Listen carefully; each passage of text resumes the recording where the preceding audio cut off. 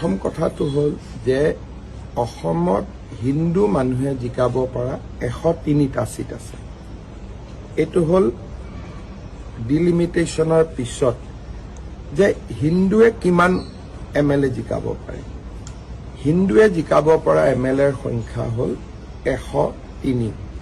তাৰ ভিতৰত মই প্ৰথমৰ পৰাই ধৰি লৈছিলোঁ যে শিৱসাগৰটো আমি নাপাওঁ। গতিকে বাকী মোৰ দৃষ্টিত হাৰিবলগীয়া সিট নাছিলে। কোনোবা সিটত মাৰ্জিন কম হ'ব, বেছি হ'ব, সেইকাৰণে 102। আৰু পবিত্ৰ মাৰ্ঘেৰিটাক মই এখন কাগজত 102 বুলি কৰি পেলাই মই তেওঁক চহী মাৰিও দিছিলোঁ।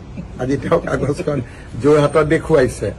আৰু মই যেতিয়া 102 বুলি কৈ আছো, সোণোৱাল ডাঙৰীয়াই মোক কৈছে যে 100 হ'বই, 100 আমি পাৰ কৰিম।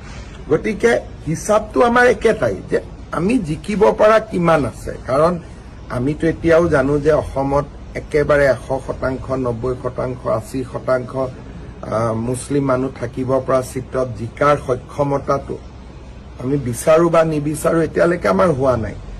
গতিকে কিন্তু আমি এইটোও জানিছিলো যে হিন্দু মানুহে জিকাব পৰা সকলো চিটে এইবাৰ আমি জিকিম। সেইটো আমাৰ মনত সংকল্প আছিলে। আৰু আজি এইটোৱে হ'ল, শিৱসাগৰটো জিকিলে ভাল লাগিলেহেঁতেন, 103 হ'লহেঁতেন। কিন্তু প্ৰথমতে আমি ধৰিছিলো যে শিৱসাগৰটো নিজিকো, মাজত জিকিম যেনো লাগিছিল। কিন্তু প্ৰদীপ হাজৰিকা আমাৰ কেনেকুৱা হৈছে যে বিৰোধী প্ৰাৰ্থী এজন, আমাৰ প্ৰাৰ্থী দুজন। গতিকে সেই সিটটো জিকাৰ কাৰণে বহুত বাস্তৱিক কোনো ভিত্তি নাছিলে। সেইকাৰণে আমি হাৰিলো। কেতিয়াবালৈকে এইটো সিটটো জিকিম, 103টালৈকে আমি যাব পাৰো।